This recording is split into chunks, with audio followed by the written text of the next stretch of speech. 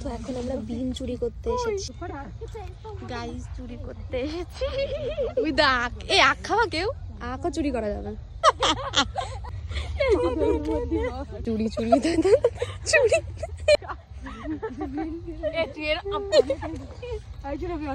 এতগুলো দিয়ে কি করবি তোরা? এতগুলো দিয়ে ভাজা দেবো না।